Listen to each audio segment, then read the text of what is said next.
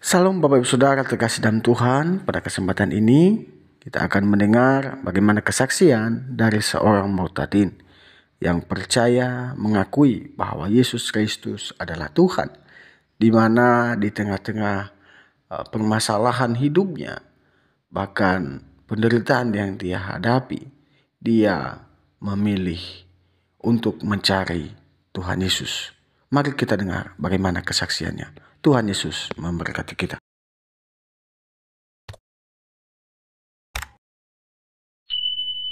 Sari, saya umur 42 tahun, anak saya 5, laki-laki semua, cucu saya 1, perempuan.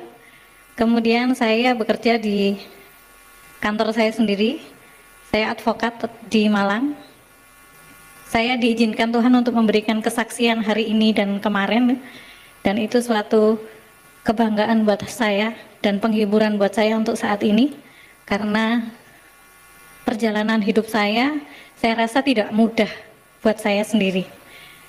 Mungkin orang yang melihat saya, kondisi sekarang ini baik-baik saja, saya baik-baik saja.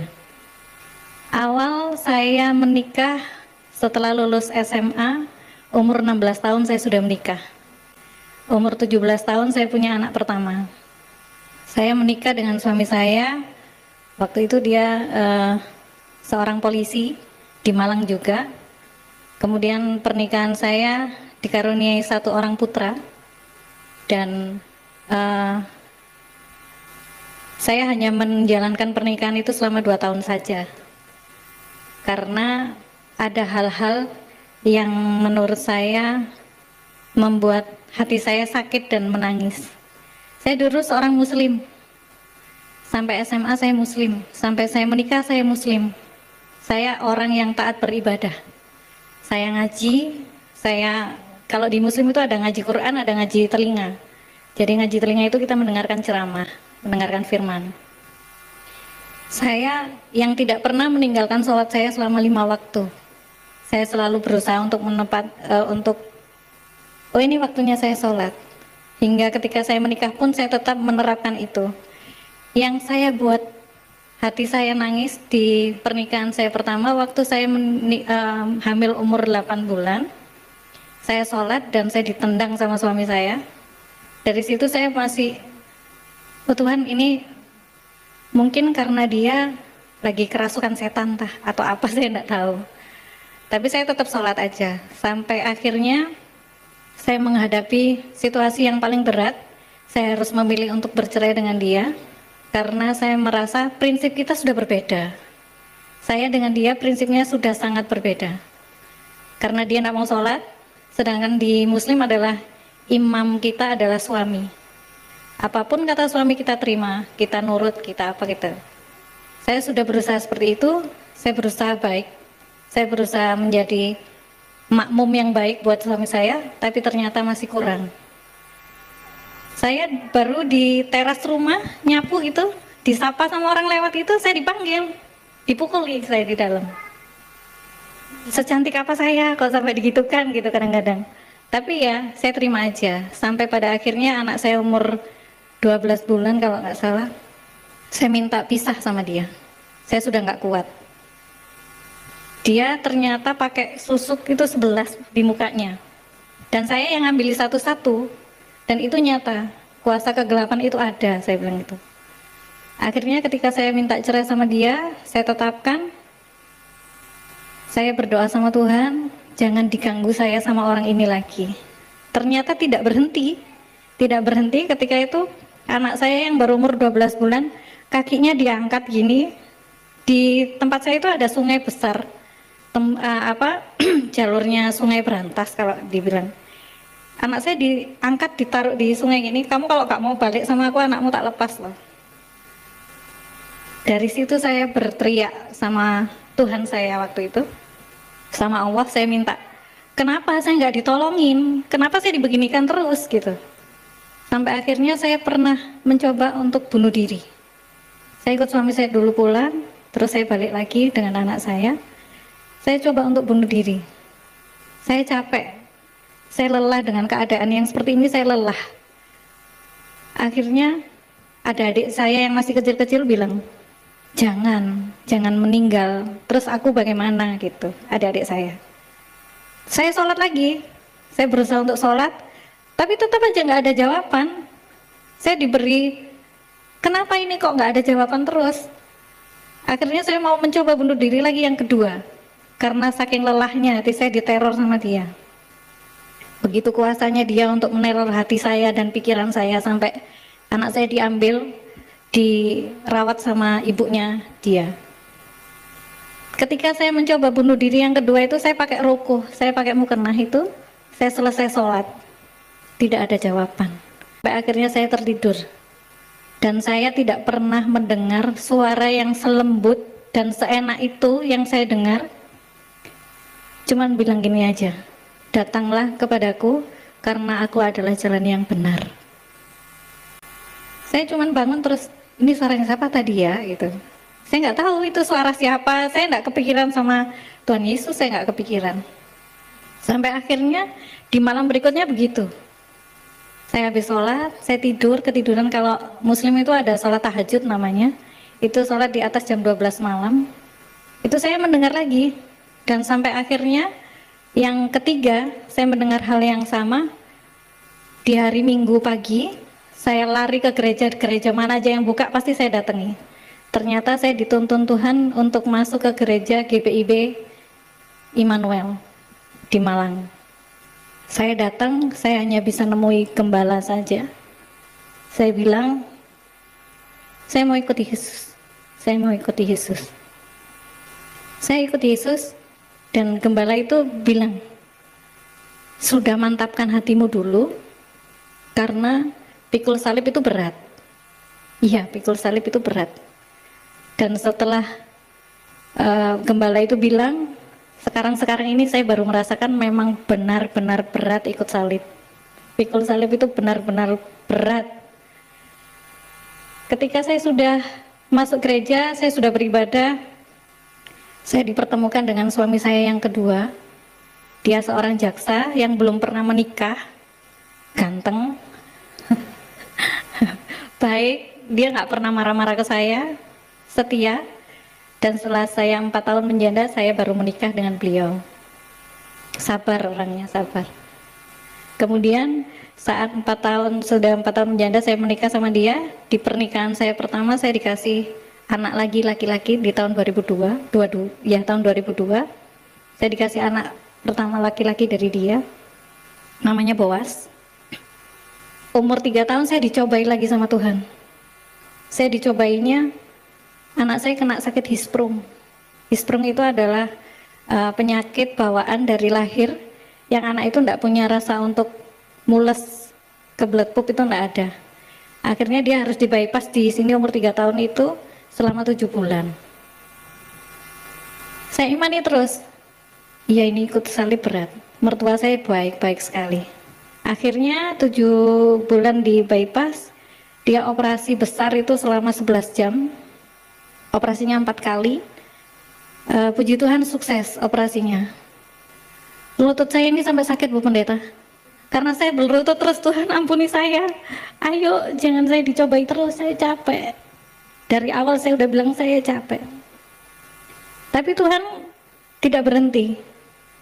Cuman saya dikasih kelegaan ketika anak saya operasi keempat itu, dia umur 4 tahun. Saya dikasih kelegaan, dari 7 orang yang bareng operasi anak saya, hanya anak saya yang berhasil. Puji Tuhan. Kalau dokternya ketemu Boas sekarang itu mesti dipeluk sama bilang, kamu anak hebat gitu. Puji Tuhan, saya senang sekali dan saya berterima kasih sama Tuhan. Kemudian di tahun 2007 saya diberikan anak lagi laki-laki, namanya Jonathan. Terus 2008 saya dikasih anak namanya Samuel. Kemudian di tahun 2014 saya dikasihkan anak lagi namanya Aldrich. Dan anak itu paling lucu, paling ganteng, paling menghibur sekali, dan kami semua sayang sama dia. Di bulan Februari dia lahir sehat, tanpa kurang sakit apapun, ceria, menghibur kami. Di tahun 2014 juga bulan November Aldrich diambil sama Tuhan dengan kondisi yang baik-baik saja. Saya bilang, hari itu saya bilang Tuhan jahat. Tuhan sangat jahat sama saya. Saya masih netei Aldrich. Saya masih mau menyusui dia. Ketika ibu-ibu menyusui kadang-kadang kan merasa kalau anak ini haus, itu kita merasa sakit. Saya tidur di makam. Saya berharap anak saya bangun dan teriak-teriak minta bukain peti. Saya tidur di makam selama 1 bulan, saya tidak mau pulang. Kalau saya dibilang, kamu gila, iya saya gila. Kasih aku makam di sebelahnya anakku, nanti kalau aku mati aku tidur di situ aja gitu. Jangan ditaruh di mana-mana. Akhirnya sama Tuhan, saya disadarkan oleh anak-anak saya yang lainnya. Boas datang ke saya, Ma, kalau mama kayak gini terus aku sama adik-adik bagaimana? Dia waktu itu masih kelas 3 SD. Saya bangun lihat anak-anak saya datang ke gereja, saya minta ampun. Dan saya baru merasakan bahwa Tuhan itu pencemburu dan dinyatakan saat itu. Karena ketika kita mau beribadah, Aldrich tidur, selalu bilang, nanti aja Ma, Aldrich masih tidur. Ya nanti aja. Kalau anak saya namanya Aldrich itu tidur, kakaknya rame itu, saya marah ya anak-anak saya. Pokoknya saya mengistimewakan dia lebih dari anak-anak saya. Dan Tuhan memang menyatakan, aku cemburu ke kamu dan aku marah ke kamu karena apa yang aku kasih ke kamu tidak kamu pelihara dengan baik gara-gara anak ini. Anak saya sakitnya itu tidak ada. Jadi cuman habis bercanda, tersedak, gagal nafas, saya bawa ke rumah sakit. Cuman 2 jam dia diinfus nggak bisa masuk. Dia melepaskan tangan saya. Marah saya di situ. Itu yang terjadi. Kemudian saya diberi penghiburan sama suami saya. Ayo pindah rumah aja biar nggak keinget-inget Aldrich. Saya pindah rumah. Tahun 2014 Desember saya pindah rumah. Suami saya lagi Natalan sama saudaranya.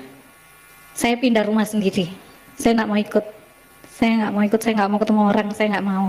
Saya nggak mau dibilangi sabar ya Andri, sabar. Karena saya tahu saya itu orangnya nggak mau dikasihani. Akhirnya di tahun 2015 saya diberi mujizat lagi. Saya hamil tapi luar kandungan. Dokter saya tahu kalau saya ini orang paling buandel, yang pasien yang nggak pernah bisa dibilang itu saya. Jadi ini kamu hamil luar kandungan 1,7 cm, harus dioperasi, ovariummu harus diangkat 1. Saya datang ke dokter untuk cari solusi, bukan untuk mengurangi 1 organ saya. Saya nggak mau. Loh nanti kalau pecah itu kamu mati. Nggak apa-apa saya mati. Apa tujuan hidup saya? Mati kok dok, saya bilang gitu. Akhirnya dokter Bambang bilang, kamu tak coba obat ini ya, tapi imunmu mati semua. Coba aja. Saya tetap minum obat, imunnya saya mati selama 2 minggu, sariawan semulut, dan akhirnya gelontor semua. Suami saya nangis-nangis karena lihat mulut saya berdarah. Saya lihat suami saya dan anak-anak saya selalu bilang, Tuhan ini maksudnya apa lagi gitu, kenapa kok begini terus gitu, loh sakit loh ini gitu, saya nggak bisa minum, saya nggak bisa makan, sakit loh gitu. Tapi saya imani aja maksud Tuhan apa. Bukan saya merendah, saya nantang Tuhan, maksudnya Tuhan apa ke saya. Itu yang terjadi. Dan setelah saya sembuh dari itu, saya diberikan anak, namanya Nathan. Diberikan anak. Saya sama suami saya sepakat ini anak terakhir. Iya. Tahun 2016 bulan April dia lahir. Bulan Juli suami saya meninggal. Saya nggak bisa berkata-kata apa lagi. Saya cuma bilang, Tuhan Yesus kok baik banget ya sama saya. Cintanya secinta apa sama saya sampai saya harus kayak gini dengan saya menggendong anak saya umur 3 bulan. Saya harus menyaksikan suami saya meninggal. Dan anak-anak saya masih kecil-kecil. Yang nomor 1 baru SMA. Yang nomor 2 baru SD, masih SD kelas 6 kalau nggak salah. Yang kecil-kecil kelas 1 sama kelas 2. Ini saya gendong terus, saya ngapain? Saya berbuat apa dengan usia saya yang 35 tahun menjanda ini? Terus saya harus bekerja apa? Saya bilang gitu. Akhirnya di tahun 2016 saya terpuruk, 2017 saya terpuruk, tapi saya tetap berusaha dan meyakinkan diri saya bahwa ada maksud Tuhan yang baik buat saya. Dan tahun 2018 saya mulai beraktivitas di advokat lagi, saya menjadi pengacara. Berjalan kehidupan saya dengan baik-baik saja. Tahun 2019 saya sidang MK di Jakarta, saya meninggalkan anak saya 3 bulan. Waktu itu transisi dari kelulusan SD ke SMP anak saya yang nomor 3. Anak saya digondol sama anak pang. Anak saya dibawa sama anak pang, dan anak saya sudah bisa minum minuman keras, bisa merokok, bisa ngapa-ngapain. Di sini kaki saya itu nggak bisa jalan. Saya bilang, Tuhan, saya bekerja buat anak-anak saya. Saya mencari perkara-perkara yang tidak berdiri di tempat orang yang zolim. Saya mencari uang halal. Tapi Tuhan berikan satu kali lagi pencobaan buat saya. Saya putar otak, saya bilang ke partner saya, kamu sidango, uangku bawaan gak apa-apa, aku tak jaga anak-anakku. Akhirnya saya jaga anak saya selama 1 bulan, namanya Jonathan itu. Ayo kita saya enggak pernah marah, saya enggak bisa marah orangnya. Saya cuma bilang, mama di rumah jagain kalian semua, kita lihat perekonomian kita bagaimana.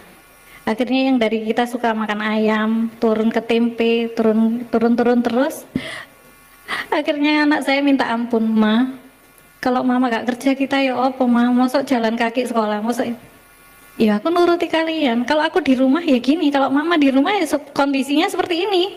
Ya ayo, adik jadi minum susu 1 saset sehari, padahal 1 kilo adiknya kadang-kadang 1 minggu. Ya gara-gara Dimas, gara-gara Jonathan berarti, Ma, kalau korbannya jadi kakak-kakak sama adik-adik. Mama nggak mau menjudge kamu bahwa ini kamu yang salah gitu. Ini ya mungkin salah mama, jadi mama ya harus mau gitu. Akhirnya anak saya minta ampun dan sekarang menjadi anak yang diberkati Tuhan. Dia selalu datang gereja dan pelayanan. Kalah saya sama anak saya. Tapi ya itu, kebaikan Tuhan tidak selesai buat saya. 1 bulan yang lalu saya periksa di dokter Bambang lagi karena ada kelainan datang bulan saya yang tidak lancar. Dokter Bambang menyarankan saya biopsi ya, Andri, gitu. Wow, Bapak Ibu Saudara, kita sudah dengar bagaimana kesaksian dari seorang Muhtadin ini. Dan untuk melandasinya, mari kita dengar dan merenungkan satu kebenaran firman Tuhan. Di dalam Ibrani 11 ayat 4 mengatakan, karena iman Habel telah mempersembahkan kepada Allah korban yang lebih baik daripada korban Kain. Dengan jalan itu ia memperoleh kesaksian kepadanya bahwa ia benar, karena Allah berkenan akan persembahan itu, dan karena iman ia masih berbicara sesudah ia mati. Wah, luar biasa. Kalau kita melihat kejadian Kain dan Habel, Habel diterima persembahannya karena dia memberikan persembahan yang baik, yang kudus, yang berkenan kepada Allah. Karena dia mengikuti cara Adam dan Siti Hawa, di mana Allah telah mempersembahkan korban kepada mereka. Itulah yang dilakukan oleh Habil, sehingga persembahannya diterima oleh Allah. Nah, dalam hal ini mari kita juga mempersembahkan yang terbaik bagi Tuhan. Marilah kita percaya kepada Tuhan Yesus sebagai Tuhan dan Juru Selamat kita, karena Dialah yang menggenapi korban itu. Karena Yesus berkata, aku jalan kebenaran dan hidup. Tidak ada jalan melalui Bapa kalau tidak melalui aku. Maka dari itu percayalah kepada Yesus, engkau akan selamat. Dan kalau tidak percaya Yesus, engkau akan binasa. Itu adalah kebenaran firman Tuhan. Itu aja yang bisa mungkin saya sampaikan. Semoga video ini memberkati kita, menguatkan iman kita kepada Tuhan Yesus. Sampai jumpa di video-video berikutnya.